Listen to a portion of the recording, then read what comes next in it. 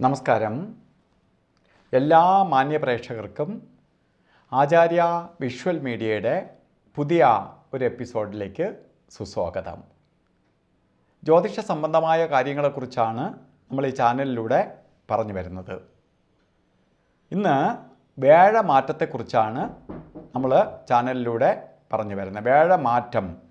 വേഴത്തിൻ്റെ മാറ്റം വളരെ പ്രധാനപ്പെട്ട ഒന്നാണ്. രാശിചക്രത്തിൽ വേഴം മഹാഗുരുവിൻ്റെ മാറ്റം ചിലർക്ക് വളരെ ഗുണത്തെ കൊടുക്കും, ചിലർക്ക് വളരെ ദോഷപ്രദമായ അവസ്ഥകളും ഉണ്ടാവും. അപ്പോൾ വേഴമാറ്റത്തെക്കുറിച്ചാണ് ഈ ചാനലിലൂടെ പറഞ്ഞു വരുന്നത്.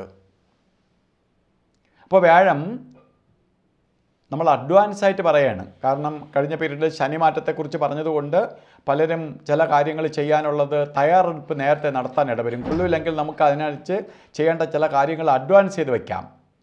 ഇപ്പോൾ ഇന്ന് ചെയ്യേണ്ട കാര്യം നാളത്തേക്ക് മാറ്റി വയ്ക്കാതെ കൊണ്ടുപോകും. ഇതൊക്കെ നമുക്ക് നേരത്തെ അറിഞ്ഞാലേ ചെയ്യാം. അതുപോലെ വിഷുബലത്തെക്കുറിച്ച് നേരത്തെ പറയുകയുണ്ടായി. ഇന്ന് നമുക്ക് വേഴമാറ്റം, അതായത് ഈ മെയ് മാസം 14-ാം തീയതി രാത്രി 10:30 മണി കഴിയുമ്പോൾ വേഴം ഇടവരാശിയിൽ നിന്ന് മിഥുന രാശിയിലേക്ക് പ്രവേശിക്കുകയാണ്. അപ്പോൾ മിഥുന രാശിയിലേക്ക് പ്രവേശിക്കുന്നത് കൊണ്ട് കുറേ രാശിക്കാർക്ക് വളരെ ഗുണഫലത്തെ കൊടുക്കും, ചിലർക്ക് ദോഷഫലത്തെ കൊടുക്കും. ഒരു വർഷക്കാലമാണ് വ്യാഴഭഗവാൻ നിൽക്കുന്നത്. 2026 മെയ് മാസം ജൂൺ മാസം 1-ാം തീയതി വേഴം മാറുകയുള്ളൂ കർക്കിടകത്തിലേക്ക്. ഇതിനിടയ്ക്ക് വെച്ച് കുറച്ച് ദിവസം കർക്കിടക രാശിയിലേക്കൊക്കെ വന്ന് നിൽക്കുമെങ്കിലും അതിനെ കാര്യമാക്കേണ്ടതില്ല. അപ്പോൾ ഒരു വർഷത്തോളം കാലയളവാണ് വേഴത്തിൻ്റെ മാറ്റം. അപ്പോൾ വേഴമാറ്റത്തെ ചിന്തിക്കുമ്പോൾ ഇന്ന് നമ്മൾ വൃശ്ചിക രാശിക്കാരുടെ ഫലത്തെ ചിന്തിക്കുകയാണ്. വൃശ്ചിക രാശി എന്ന് പറയുമ്പോൾ വിശാഖ നക്ഷത്രത്തിൻ്റെ അവസാനത്തെ 15 നാഴിക, അനിഴം, തൃക്കേട്ട, ഈ 2.25 നക്ഷത്രത്തിൽപ്പെട്ടവർക്ക്, ഈ 2.25 നക്ഷത്രം അടങ്ങുന്നതാണ് വൃശ്ചിക രാശി. വൃശ്ചിക രാശിയിൽ ജനിച്ചവർക്ക് വേഴം വരുന്നത് അഷ്ടമരാശിയിലേക്കാണ് സഞ്ചരിക്കുന്നത്. ഇപ്പോൾ 7-ൽ നിന്ന വേഴം 8-ലേക്ക് മറയുകയാണ്. അഷ്ടമരാശിയിലേക്കാണ് വേഴത്തിൻ്റെ മാറ്റം. അഷ്ടമത്തിൽ വേഴം മാറുക എന്ന് പറയുമ്പോൾ പലതരത്തിലുള്ള കഷ്ടനഷ്ടങ്ങളെ കൊടുക്കും. നിങ്ങൾ സൂക്ഷിക്കണം. കാരണം കഴിഞ്ഞ പീരീഡിൽ കണ്ട ശനിയും ഒക്കെ നിന്നതാണ്. ശനിയൊക്കെ മാറി വന്ന സമയത്താണ് വേഴവും കൂടി ഇതാ അഷ്ടമത്തിലേക്ക് മറഞ്ഞു പോവുകയാണ്. അതുകൊണ്ട് അഷ്ടമത്തിലെ വേഴം കഷ്ടനഷ്ടങ്ങളെ കൊടുക്കും.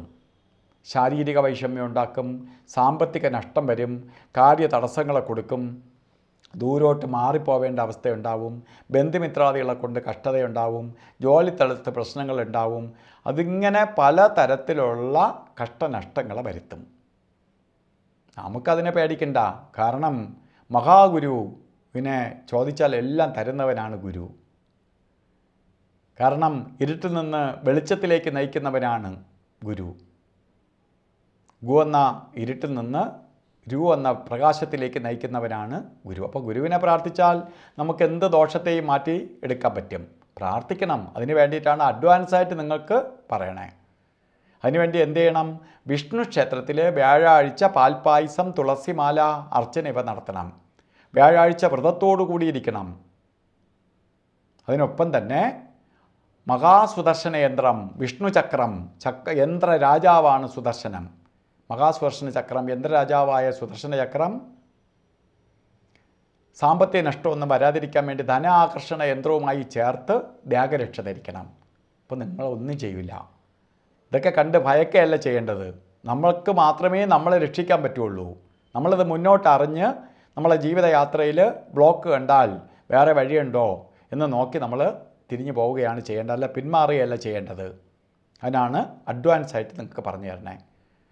അതിനൊപ്പം തന്നെ ഈ യന്ത്രവും കെട്ടി പ്രാർത്ഥനയും നടത്തി പോകുമ്പോൾ ഇതൊന്നും വരത്തില്ല. അതുപോലെ ഈ ചാനൽ സബ്സ്ക്രൈബ് ചെയ്തിട്ടില്ലെങ്കിൽ സബ്സ്ക്രൈബ് ചെയ്യുക, ബെൽ ബട്ടണും കൂടി അമർത്തുക.